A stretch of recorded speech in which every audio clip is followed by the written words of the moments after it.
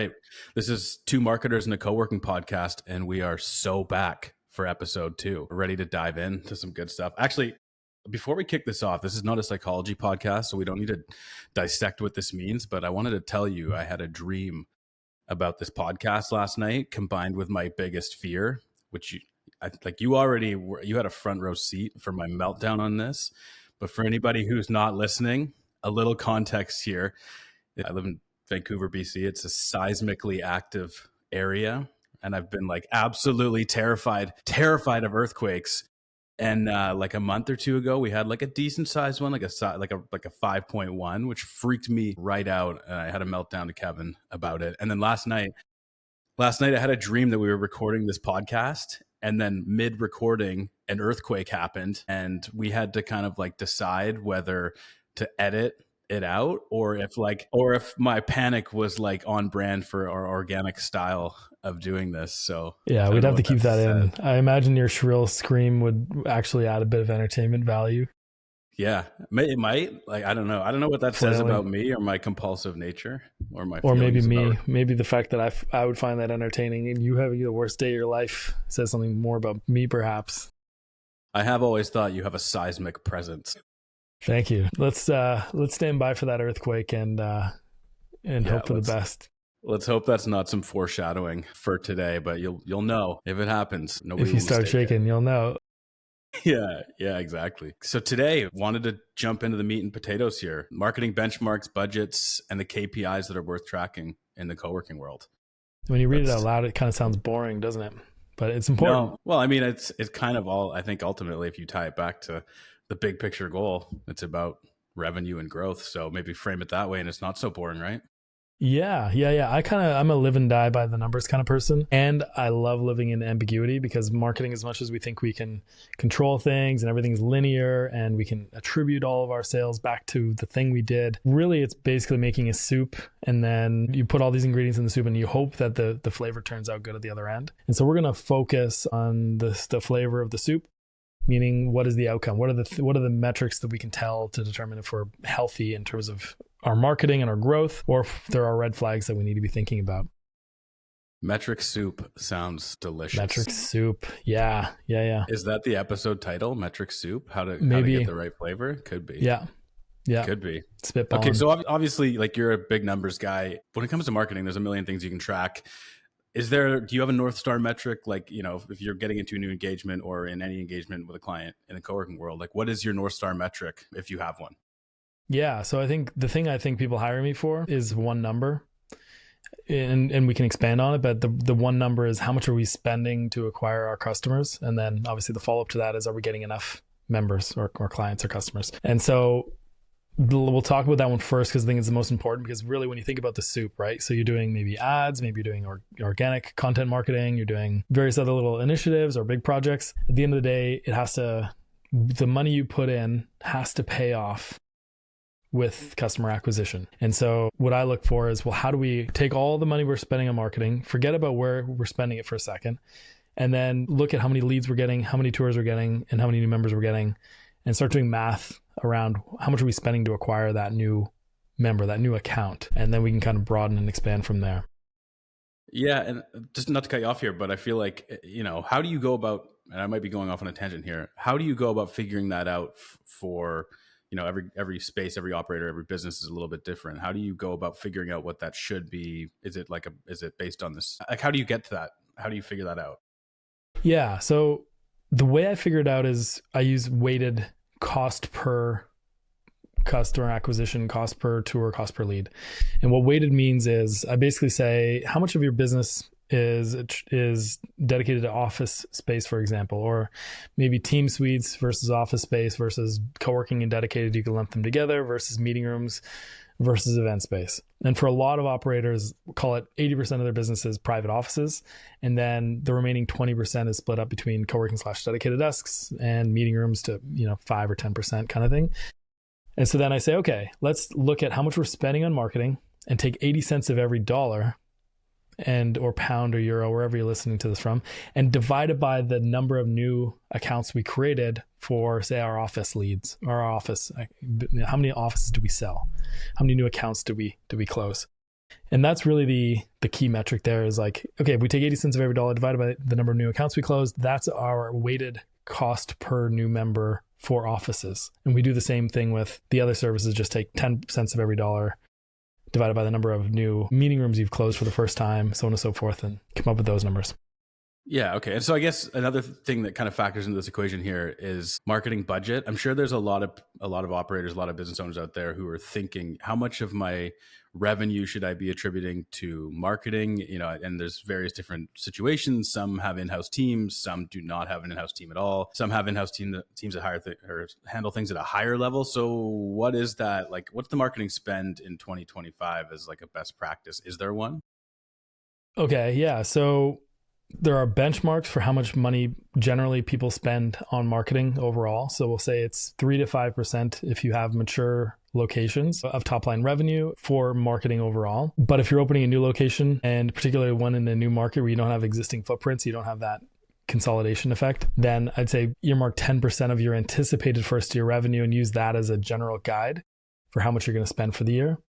But there's a big caveat here. The caveat is that if you're able to acquire customers at that customer acquisition cost of about 1 month's rent or 1 month's equivalent, revenue that you would get on a recurring basis, then you would in theory lean into that until you don't have any more offices to sell. And so it's really like the budget's there to give you a guide, but if you're beholden to a monthly or an annual budget, why would you? Like if I said to you, Taylor, I can help you get clients for $500 a piece, and you'd be like, well, the lifetime value is 20,000. Why wouldn't I just spend as much as I could while the going is good to acquire as many of those people as possible? Right. Make hay while the sun shines, or whatever that expression is. So really you don't have a budget, a marketing budget from a percentage or a cost on a dollar basis, but from a customer acquisition cost basis. And that's kind of my thinking on that. Gotcha. And I know we talked about a bunch of metrics that you wanted to dive into here, but I feel like one thing that maybe I skipped over jumping into this was kind of the why of tracking the metrics. I know we talked about how it's metrics are tethered to growth and they're tethered to revenue and all those kind of things. But like, do you often you come into a client engagement and see that there are metrics that should be tracked that aren't, or like why is it so important for everybody to be tracking these metrics so accurately if you were going to break that down? Well, I think it helps you if you're going to make an investment decision, you have to know what's paying off. And so I think we live in a world where, look, you do content marketing. And so you have your own reports and you're reporting into your clients, and the ads team has their own reports and doing these things. And the web team is doing something else. And so you end up having this soup scenario where everyone is chucking in their pieces, and it can be very hard to know, it's really hard to quantify one particular channel because, like I joined F45 a year and a half ago or something, and they asked me, hey, how'd you hear about us? And I'm like, well, my wife bought me the first month pass, and we saw a sign on the road, and I know Mark Wahlberg is involved with them, and I've seen some ads on social media, and so I've been familiar with them for a while, but I probably wouldn't have joined if my wife didn't buy me the ticket. So who gets the credit for that purchase? And so at a very base level, you're like, look, I don't care who got us these customers. Are we getting enough of them, and are they paying back within the first month, maybe 2 months, the payback period? And so that's the starting point. Then you start to say, okay, now let's evaluate how effective Mark Wahlberg was, how effective our street signage was, how effective these other things were separately. Yeah. So I think what it does is it eliminates the need to trust you. It eliminates the need to trust me. It eliminates the need to trust our ads friends. It just says, look, here's how much we spent on marketing, and here's how many new clients we acquired for offices. And we take 80 cents of every dollar we spend on that, divided by the number of new members that we got for offices. And that's our weighted cost per acquisition. Don't have to trust anybody. It's fact-based. And then we can start to evaluate where it came from. Yeah. Okay. So it's like measuring the ingredients in the soup and making sure that you've got the right quantities of everything to get the flavor you're looking for. I'm really trying to stick with the soup analogy here because I liked it. Yeah. I made it up on the spot. It was good. It was really good.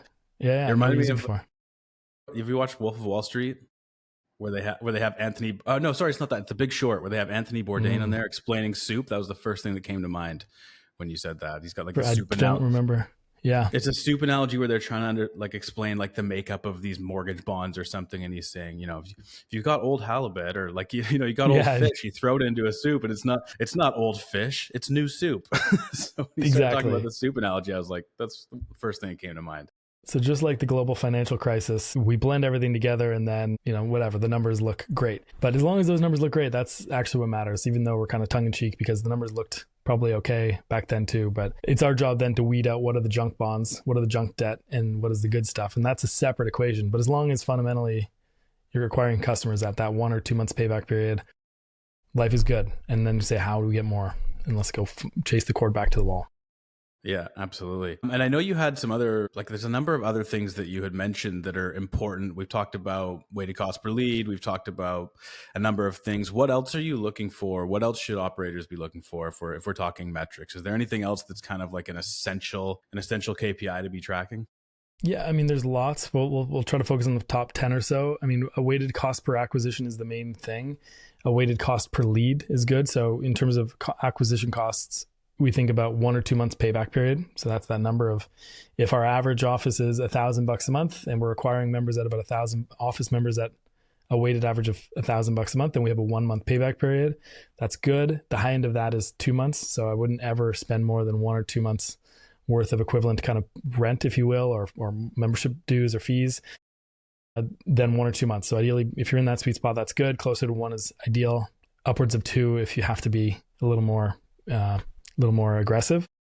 But in addition to that, then we look at things like what's our cost per lead. And so I look for an overall cost per lead of about $180 to maybe $300 total. For offices specifically, maybe around $250 is kind of the zone I aim for. And so that's your weighted cost per lead. So that goes, well, how much do we spend on marketing? Take 80 cents of every dollar. If that's our how much revenue we get from offices, it could be different for you. But 80 cents of every dollar divided by the number of leads, that's our cost per lead for our offices on a weighted basis. It's approximate. It represents, we should be spending about 80% of our time, energy, and money on offices if that's where our revenue is going to come from. So that's why we kind of do it that way. And so as long as we're getting those, that's our cost per lead. And then we say, okay, is our cost per lead going up or down? So we tried some new things. We infused some new ingredients into our soup. Is that affecting the number positively or negatively? And really, we're looking for numbers over time. So I use a KPI spreadsheet to track this, not some fancy dashboard or anything. It's just a spreadsheet. So we want to see how's the health of those numbers moving over time? And is there a correlation to things we did? And we can start to reflect on that kind of stuff. So weighted cost per lead and weighted cost per tour to some extent, because for a lot of people, they know that no one buys without touring, for offices specifically, so they look at that metric as well. But from a marketing standpoint, that's where it can get lost. So I don't focus too much on cost per tour because sometimes that's up to the sales rep. Sometimes the sales rep's not getting back on time, so on and so forth. And that becomes a sales challenge. Yeah. Well, and I've also heard people say, if you can get a lead in the door, but if they don't convert, it could be a sign of something bigger, a bigger challenge. To your point, maybe it's a sales issue, maybe it's a space issue, maybe it's a product mix issue, whatever it might be. Yeah. Pricing, all kinds of stuff. Yeah. So getting a lead in the door shouldn't be your metric for that exact reason. Is what you're saying. It's like you can't just look at getting people through the door because they may or may not convert. So you got to actually look at how many sign up. Yeah, and also some people do sales differently, right? Some people don't have tours on the website. So if you focus entirely on book a tour and that's your main call to action, then you're gonna have a different cost per tour versus if you say, hey, fill out a form and one of our sales team will get back to you. Then they're going to have their own process for qualifying you and seeing if it's worth you coming in and touring. Because the last thing you want is to bring someone in for tour when you know you don't have an office for their needs. So it's not just about cost per tour. It's about cost per lead, cost per inquiry. That's the main job of marketing, and not the only job, but the main job. And then from there, you start to track the tour ratios, sales ratios a little differently. Yeah. And I'm going to throw you a curveball here. This isn't something that we talked about, so I don't want to catch you off guard, but I was talking to Hector Colonis from This Week in Coworking yesterday. We were talking about automations and systemization and integrations and things like that. And he was talking about this concept of, like bad revenue or not so good revenue versus good revenue. And he was talking about, sometimes your specific services can actually lose profitability if there's too much involved in managing them, too many people in the pod. Is that something, again, I'm throwing you a curveball here, but is that something that you would be tracking as a KPI, like looking at the performance of a specific service based on like the cost or the inputs to service that? Or is that kind of like, again, this could be a totally different episode possibly. Yeah, I think, so let's say, for example, your meeting rooms are just not worth it because you don't have on-site staff. So to do a meeting room with a person who's not a member, you'd have to then show up with the staff and welcome them, greet them, do all the things, get them situated. So that may not be worth your time, which means you would kind of remove that from your, first of all, you would try not to sell those things publicly. And so you'd remove that from your spreadsheet, you remove that from where you're actively trying to market. So we just wouldn't really factor that in. Ideally, you're not selling anything that isn't profitable. Things may be unprofitable or not profitable for a while, like your virtual mail might be a loss leader until you get enough of it that you can justify doing it more substantially. But generally speaking, everything you sell should be profitable. Otherwise, we just wouldn't be focused on it. We wouldn't be spending money, time, energy, resources to marketing it. Therefore, it wouldn't really show up in our KPI sheet. Yeah. Yeah. Okay. Interesting. Yeah. It was something that came to my mind that I thought maybe it was worth diving into there. And I'm just looking like at you had a top 10 list here that we had talked about earlier. I just want to make sure we're picking back up and I'm not skipping over anything important. They had on here, like, where were we at? Lead to close ratio. You want to dive into that one a little bit? Yeah. So I think, let's assume you're getting a $250 lead customer, like a cost per lead, and your average rent per office is, well, I call it rent, but we know we're not really renting, but call it rent. Our average office is $1,000 a month. And for some people that might be higher or lower, depending on the size and whatnot. Then we want to close 1 in 4 in order to have a 1-month payback period. And so a sales close ratio of about 25% is kind of the benchmark, right? Like anything lower, you might be kind of getting into trouble zone where you have to then spend a lot more on marketing. And that means some months you may have 0 sales on the location, and some months you might have 1 or 2. And so it can get quite scary if you're sub 25%. So cost per, or your lead to close ratio, which is how many leads top line, how many do we close? It's neutral. It doesn't mean that your sales team is doing poorly or that your product team is doing poorly, or it could just be that you don't have enough offices available. So your close ratio is low because people are looking for stuff that you just don't have. It could be that you're on the wrong side of the street, or it could be that your prices are off, your sales team is not working. There's all kinds of reasons, but you can evaluate those. But lead to close ratio, about 25%.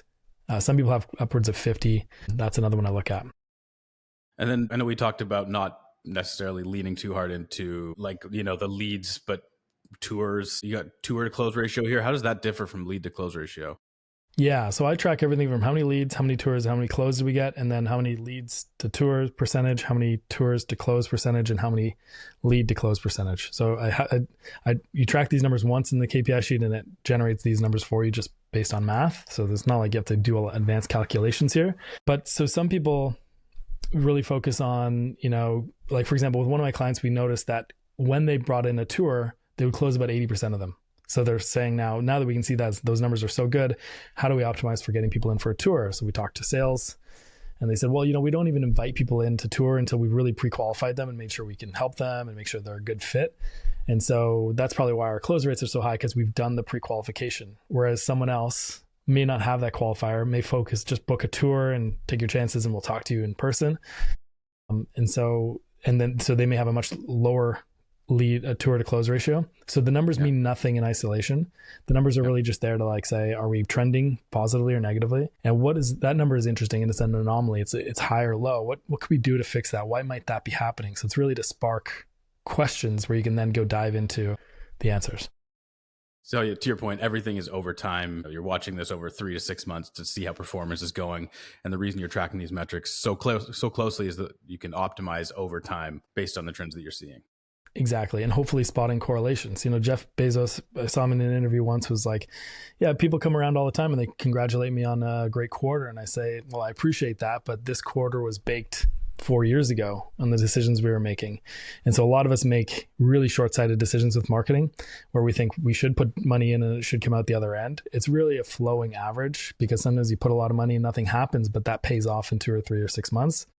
And so you have to be looking at how is this trending over time, and are the numbers getting better or worse? Knowing that, even if you ran a perfect promotion or campaign, or you tried something new, or you started running ads in this month, even if you start running ads in this month, you may get leads that month, but you probably won't get sales till the next month.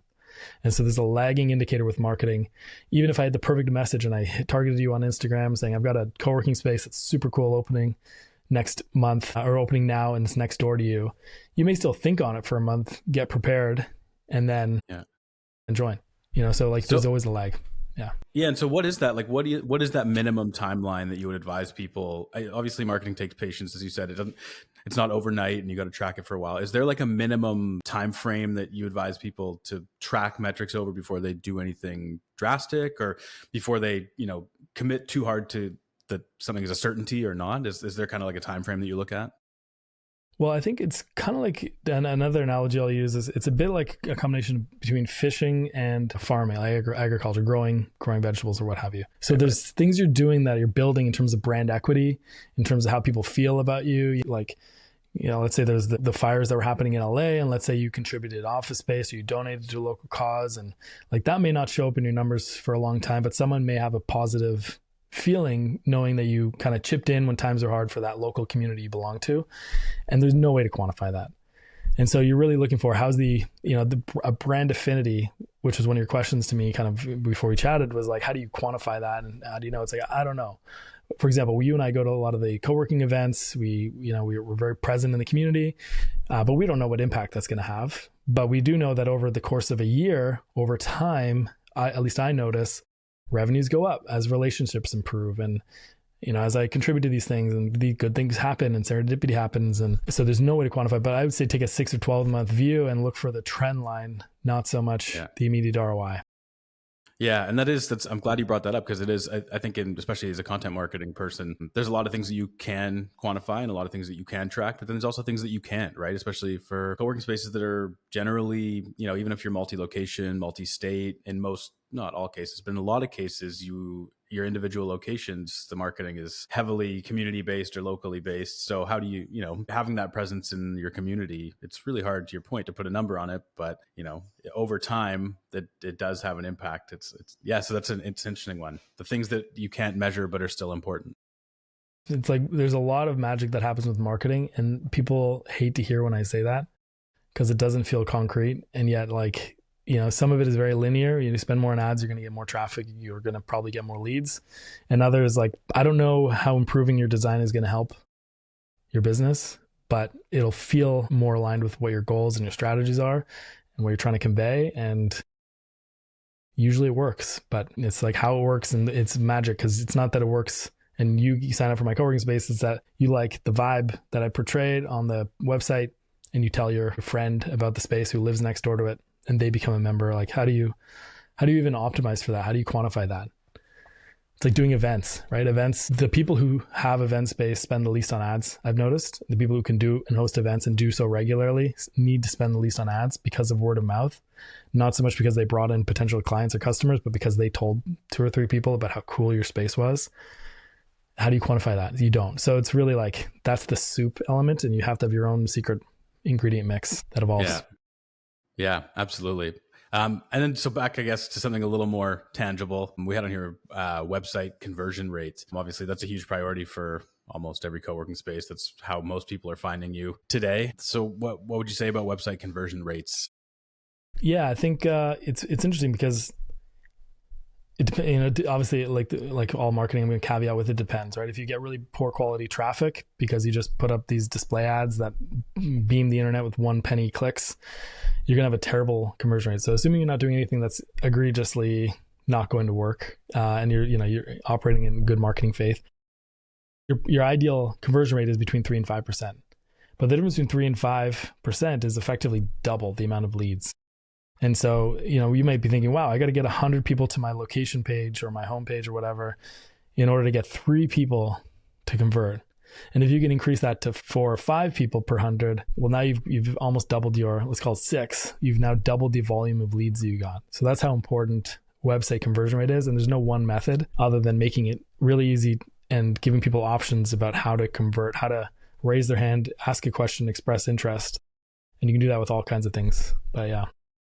Yeah, and it's something interesting you just said there that I wanted to dive into, that again, maybe like a little bit of a segue or a curveball, but kind of the concept of vanity metrics. Are there any metrics that in your mind, people might be tracking or hanging their hats on in a big way that, maybe aren't as important as they seem? Like, I would give maybe one example, with SEO traffic. I look at stuff with blog content a lot of the time, and, if you're doing kind of a broad general keyword that could apply to anyone anywhere in the world, and you get a bunch of traffic to your website through it, it's great because you're getting traffic. But if it's not traffic that's in the area of your location, then is it really as important as it looks, right? If you got 10,000 views of a blog post, but you don't know where they are, if they're not in your area, it's still great to get all the traffic to your website, but is it as good as it looks on paper? So that's kind of where my head was at. Like, any vanity metrics that you see people putting a little too much emphasis on, or metrics that maybe don't matter as much as they might appear to? Yeah. So again, I'll caveat this with the fact that not everything can be quantified financially. So it's impossible to know what role content truly contributes to a co-working space. But you would know that when you stop doing it, you'll see a change in the number of leads, and you just don't know why or where. So vanity metrics that I see reported on by individual suppliers, right? I consult in those various suppliers, but particularly with more junior providers of ads, SEO, whatever, is they focus on things like, well, here's how many clicks we got. Here's how many impressions your ads got. Here is how many visitors we got to your website. Here's how many organic visitors we got to your website. Those can be helpful. And they are helpful, usually combined with other factors.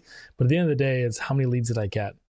And you can track things like which channel did they come from before they converted or took that action, one of the intended actions. Or sometimes it's, I come to the website through an ad, and then I leave, and I come back and I come in through social media, and then I sign up or buy. There are ways in Google Analytics, assuming you're on the same device, to track that you've been and come to the website in both places. I just think that's such an unreliable metric. It's helpful to see. And I would assume we live in a multi-touch Mark Wahlberg reality where we're getting influenced, we're seeing content, we're seeing road signs. So we just have to assume that. So anything that isn't related to conversions is kind of moot. It's what is the cost per conversion?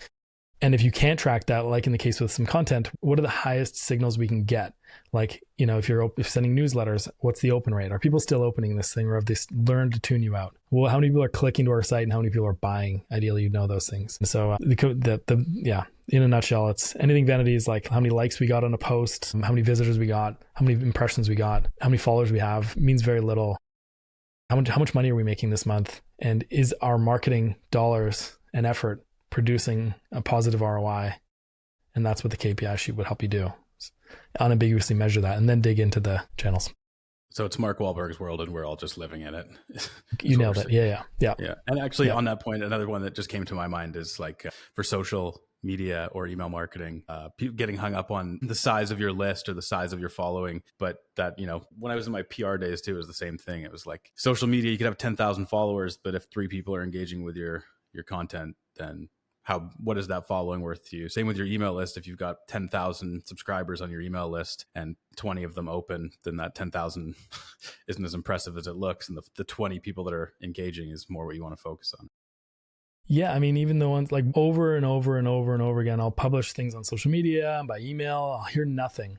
And someone who has never engaged publicly with any of my content reaches out and said, hey, I've been following you for 3 years. I would love to talk to you about hiring, working with you. And so even engagement doesn't tell you anything, right? Because like we may have a lot of people who love and support us. We posted a little preview video of this on LinkedIn. My wife and your soon-to-be wife, engage with our respective posts, and our friends and all kinds of stuff. And yet, like you and I have seen activity that just kind of came from that were probably from people who never even engaged. So I don't look for the vanity of like how many likes and clicks and stuff. It's how many people reached out recently and how many people.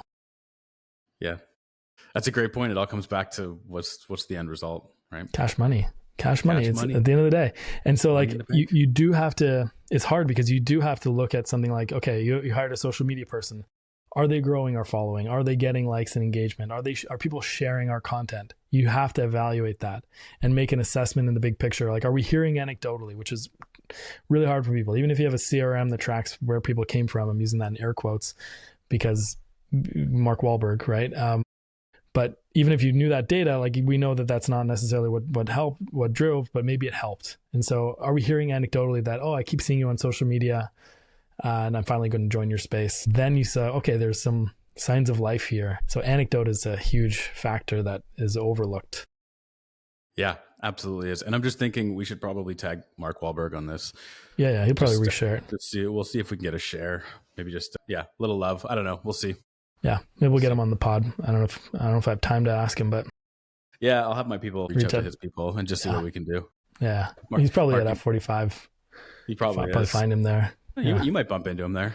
I probably would. Yeah.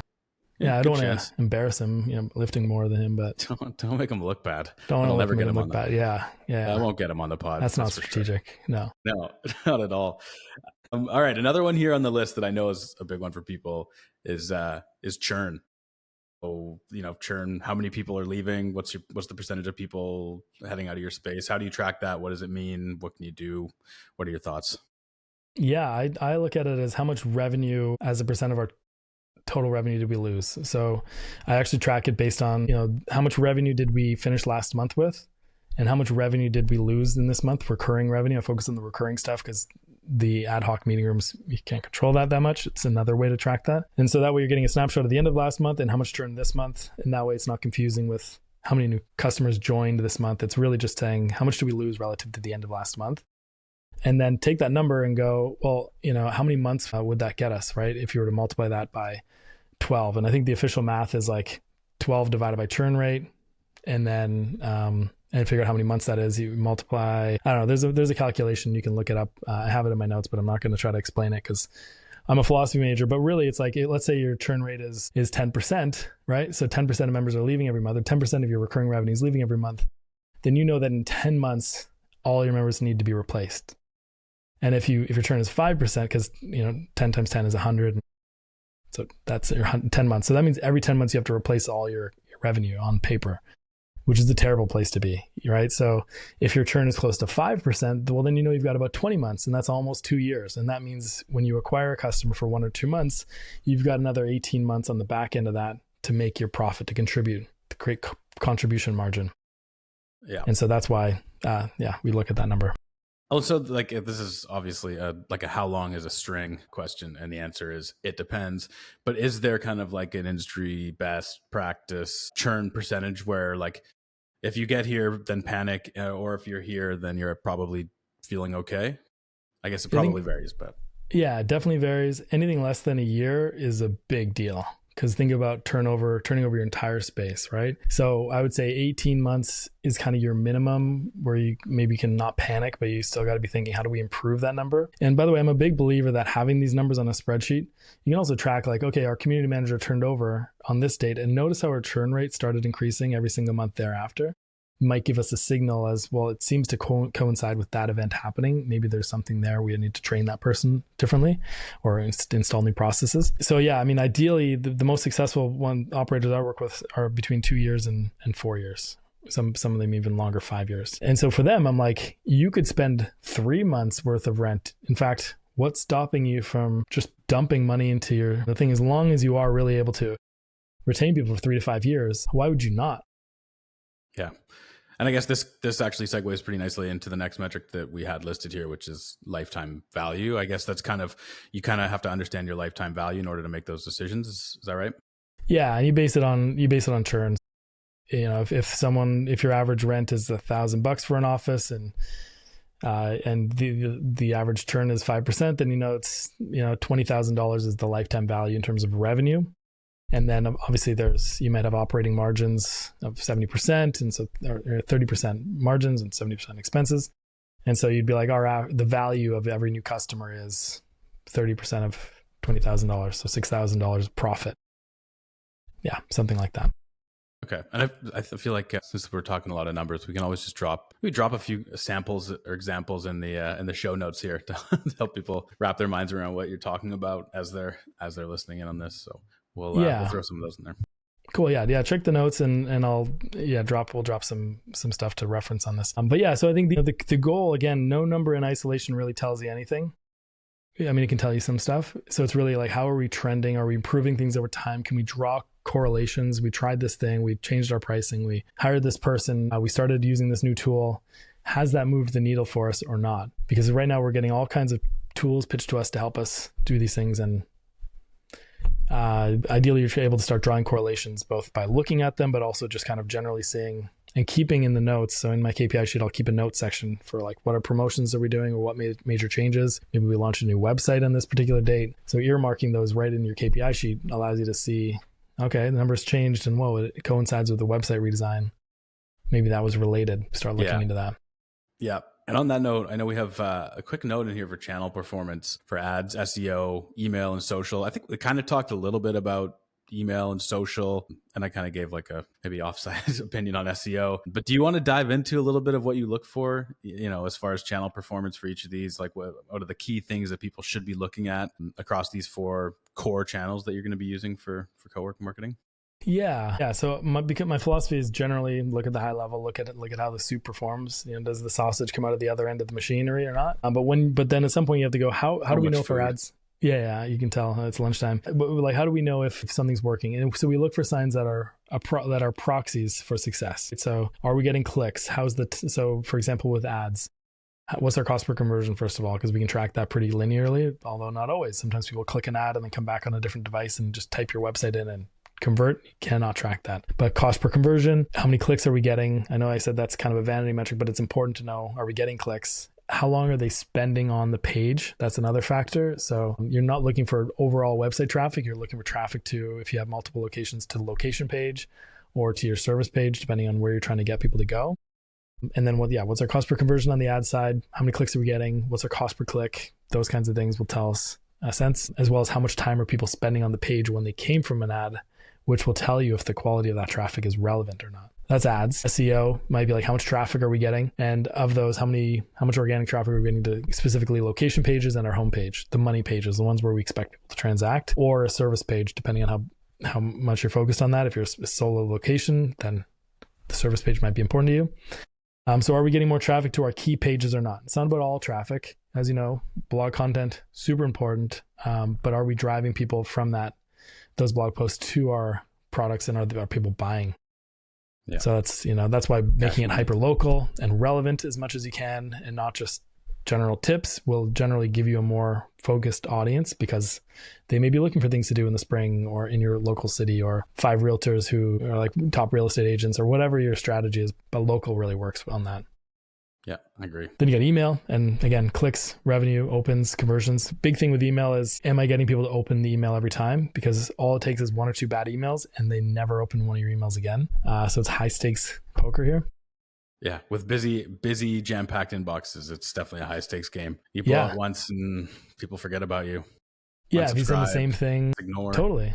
Yeah, if you send, and ignoring is terrible for spam scores and all kinds of stuff. But yeah, like, are people opening your emails? If they're opening your emails, then it means you're giving value over time, right? Then from that, how many are getting clicked? If that is your goal, can we track revenue and conversions from our email? For example, with some clients, we'll run promotions. We'll say, I get meeting rooms free when you buy this bundle or something of meeting room hours. And like, we can pretty quantitatively say, like, how many people bought that thing because the only place we talked about it was in email. And so that kind of gives you a sense of like, does this offer work? Should we try this again? So on and so forth. And then the last thing with social, the main goal of social is kind of maybe threefold. One is to help someone who's considering joining your space to see what it's actually like to be there, to give them FOMO, to say like, here's a porthole into our actual space, not just the brochure that is our website. 2 is shares. Is our content getting shared? Because we want to reach more people, ideally. So we want to help people who are in the consideration pipeline. We want people to share content so it reaches a wider audience, and we want to feature other people so that they share it, that kind of thing. And how many followers are we getting, and what's our engagement like? Because you want to nurture your existing community as well, and kind of give them a shared kind of place, if you will. Yeah, and I feel like we earmarked to talk about this later, but I will say I see a lot of questions about, is social media worth it for co-working spaces? And I have to say, in a lot of cases, I've seen, even just here in Vancouver, co-working spaces like very local, 1 or 2 locations with thousands of followers, which obviously it's a good thing. It's a to your point, it's a porthole into the space. I think for co-working spaces and community and the vibe of the space, it's a very visual medium, and being able to use that can be really, really effective. So that's just my unsolicited 2 cents on a way bigger topic on social media. But I mean, totally. Yeah. I think a lot of people who are like, we always assume that if someone's looking for an office today, they're definitely looking for an office today. And that's all we care about. But really only like 3 to 5% of our addressable market is looking for office, co-working, a place to work today. So a lot of people have options. Maybe they're in a current space and not that happy, or they're working from home and thinking about joining a co-working space. So a lot of people will follow you on social media long before they ever buy, or maybe they booked a meeting room or they went to an event once. And so they follow you to see what it's like, because they're kind of thinking about, I should maybe buy from you in the future. So it's valuable. and your members are there. And so promoting them, hyping them up, engaging with them, in their content and their shares and stuff really matters.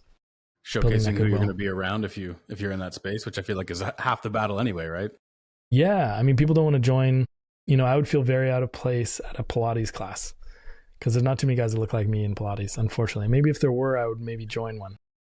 Looks like a great workout. Yeah. So I mean, part of it is like showing people that there is diversity in your group and that people like you do work in your co-working space. And it's not just for this type of person, it's for everyone, or it's for, a creative kind of crowd. So creating that identity factor so people feel welcome and encouraged, as opposed to being like, this seems like something that only this kind of person does, really matters. But again, how does that show up in the metrics? Only proximally, right? Only through proxy metrics like followers and engagement and vibe, goodwill. Yeah. Vibe. Yeah. Vibe marketing is the new term. That's my key metric. Yeah, exactly. My key performance indicator. How was the vibe today? That's how I make all decisions. I talk about KPIs and then I just vibe it out. Yeah, exactly. But there is something to instinct and how things feel when you're doing marketing, but that's not a KPI, but definitely worth paying attention to. Yeah. I know we're joking about it. Yeah, I agree. And you should try Pilates. You might like it. I might work on my core. Needs it. Exactly. Yeah, exactly. Can't hurt. Like, actually, it can hurt. Apparently, it's really tough. Yeah, I'll tell you. Hard. You know what? I actually had a client here in Vancouver for a while, and they had a space where they had a Pilates studio. They partnered with put a Pilates studio in there, and they invited me to do a Pilates class. And I was with my client at the time, and I was like, I was so uncomfortable and so Why were you uncomfortable? Pain. I mean, physically uncomfortable. Pilates is so hard, and you're just shaking like a leaf. And I was trying so hard to look like cool in front of my client. Like, you're a strong guy. You're like, a breeze won't knock you over. But I would pay to see you. Thing. Yeah, I would pay to see you do Pilates. That might be a secondary business. Maybe a different podcast episode. Yeah, it's a different vibe. Yeah, So I just want to recap here because I know you went through a lot of good stuff. So a couple of the key metrics here that you talked through: weighted cost per lead, weighted cost per tour, marketing budget at a high level, dove into that. Obviously, that's another one of those how long is a string things. Lead to close ratio, website conversion rate, churn, lifetime value, marketing expenses versus MRR, new MRR, and channel performance are kind of the big ones that everybody should be keeping on top of, no matter the size or how many locations they have. That's some. Yeah, I think so. Yeah, and and any other metrics that matter to you, but we just live in a world where we can track everything, and I think the key thing is just focusing on our cost per acquisition, our cost per lead, our cost per tour, our close ratios, and then asking ourselves, zooming out, how do we get more? What's working, what's not? It's usually 20% is driving 80% of your results. So really making sure that's super dialed in. A lot of that's with ads, but that's it. I mean, by tracking numbers and on a spreadsheet, not in a dashboard with cool widgets, like on a spreadsheet where you can see numbers visibly over time and you can look and see how they correlate with other things that happened and revenue projections versus your actual revenues and last year's revenues, and seeing all that in one place over time. My KPI sheet has a 10-year horizon, so we can actually keep scrolling if you want. And I think that's where the insights come. Drucker said that which you manage, you improve. And it really does, at least it begs questions. It says, well, how do we improve that number? Oh, this number is really high and it seems to be working. How do we do more of that? And so you don't have to be a genius. Just tracking these things will improve your marketing. Yeah. And that kind of comes back to what we talked about in the last episode that people haven't quite seen yet. But when we're talking about our name, sometimes simple is good. Sometimes you don't need a fancy, massive metrics tracking tool. Sometimes a good old fashioned KPI spreadsheet in Excel will give you even more visibility and more actionable insights than you might get from more sophisticated options. Yeah. And I'll leave it here with, you could track other things. Like if you have an event space and your goal is to get people in the door, track how many guests you get to events and see, is that metric correlated with sales and customer acquisition? Like figure out what are the main drivers of your revenue and your growth, and tracking those numbers, even if they seem sort of arbitrary, super important. So, you just never know. Yeah, absolutely. All right. Well, this has been Two Marketers and a Co-working Podcast, episode 2. I guess in the spirit of figuring out how to do all these things, somewhere down here, if you like this episode, subscribe so you don't miss anything, and stay tuned for the next one. Yeah, and get on our YouTube channel, because that we're a show podcast, and the YouTube channel is youtube.com/coworking marketers, I believe. That's the one. And then our website is coworking.marketing. So no.com, just coworking.marketing. The podcast episodes in audio format will be there with all the different links to different podcast players. You can go and subscribe to make sure you get these as they drop. Yes, sir. But that's about it. And then we can find out about Taylor at tailmaker.ca. And as always, I'm Kevin from everspaces.com. Thank you all for listening. See you in the next one, T. See ya.